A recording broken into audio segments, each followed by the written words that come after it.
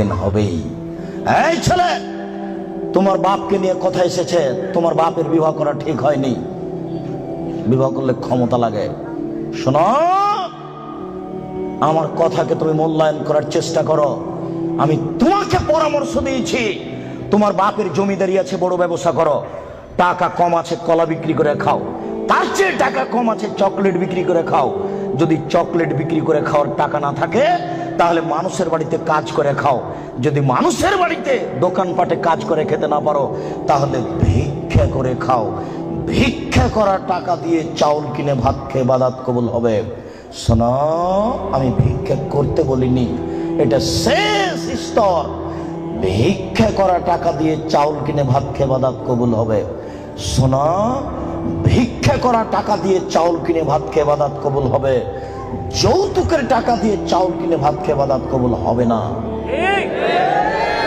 নাপিতকে ঘর ভাড়া দিয়েছ, ওই টাকা দিয়ে চাউল কিনে ভাত খেয়ে ইবাদত হবে না। নাপিত দাড়ি চাঁচে। এদেশের কোন ব্যাংকে চাকরি করে সেই টাকা দিয়ে চাউল কিনে ভাত খেয়ে ইবাদত কবুল হবে না। তুমি ধর্মকে পাগল মনে করো না কিছু। শোনো, কোন এনজিওতে চাকরি করে সেই টাকা দিয়ে চাউল কিনে ভাত খেয়ে ইবাদত কবুল হবে না। 1450 বছর পূর্বে তিনি বলেছেন, একটা লোক বিপদে পড়েছে, মাঠে আছে, বাইরে আছে, বিপদে পড়ে হাত তুলে আল্লাহর দরবারে প্রার্থনা করছে। মাতামু হারামুন, তার খাদ্য আছে হারাম। মালবাসু হারামুন, তার পোশাক আছে হারাম। মাশরাবু হারামুন, তার পানি আছে হারাম। গুসিয়া বিল হারামে, তার জীবিকা নির্বাহ হারাম। আন্না ইস্তাজাল্লাহু, তার দোয়া কি করে কবুল হতে পারে? তার ইবাদত কবুল হবে না, তুমি মনে রেখো। শুনুন, তোমার বাপকে বলছি, শোনো, তোমার বাপ তোমাকে আর তোমার বোনকে, ছেলে মেয়েকে লালন পালন করবে বাপের জমিদারি দিয়ে। যদি সম্ভব না হয়, তোমার বাপ ছেলে মেয়েকে লালন পালন করবে কলা বিক্রি করে। যদি সম্ভব না হয়, তোমার বাপ ছেলে মেয়েকে লালন পালন করবে চকলেট বিক্রি করে। যদি সম্ভব না হয়, তাহলে তোমার বাপ ছেলে মেয়েকে লালন পালন করবে দোকানে কাজ করে, মানুষের বাড়িতে কাজ করে।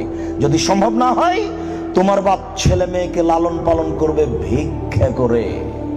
তোমার বোন গার্মেন্টসে আসলো কেন বলো তুমি? তোমার বাপ ধর্ম দেখাচ্ছে? আমি মনে হয় কথা বুঝাতে পারলাম না। তোমার বাপ তোমাকে আর তোমার বোনকে কিভাবে লালন পালন করবে? শেষ পর্যন্ত ভিক্ষা করে। তারপরে তোমার বোন গার্মেন্টসে আসতে পারে না। আমি বুঝাতে পারলাম না।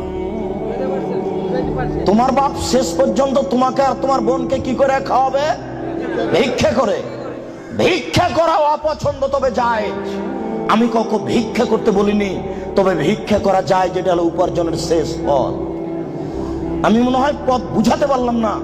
শোনো, তোমার বাপকে আল্লাহ রাসূল 5টা দিয়েছেন নীতি। 5টা ক্ষমতা থাকলে বিবাহ করো, তাছাড়া করো না। 5টা ক্ষমতা থাকলে বিবাহ করো, তাছাড়া করো না। 1, যে মানের খাচ্ছ সে মানের খাওয়াবা। 2, যে মানের পড়ছ সে মানের পড়াবা। 3, কখনো স্ত্রীকে কটু কথা বলবা না। স্ত্রী রান্না করে দেয়, ঘর বাড়ি ঠিকঠাক করে দেয়, স্ত্রীর সাথে মিলে শান্তি পাওয়া যায়, তার মুখের উপরে মারো কি করে কাপুরুষ? তাকে গালি দাও কি করে? ও তোমার সব, তোমার শান্তির মাধ্যম।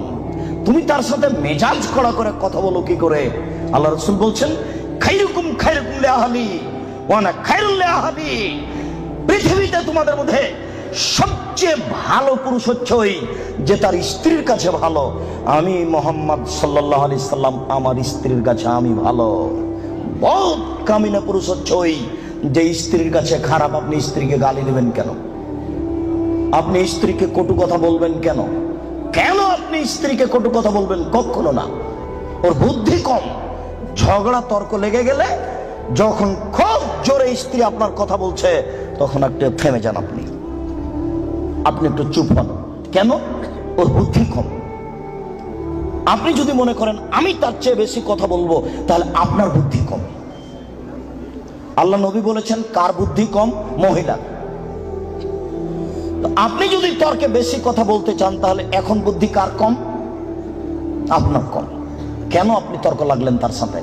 খুব জোরে বলছে, আপনি চুপ হন, কটু কথা বলতে হবেন না।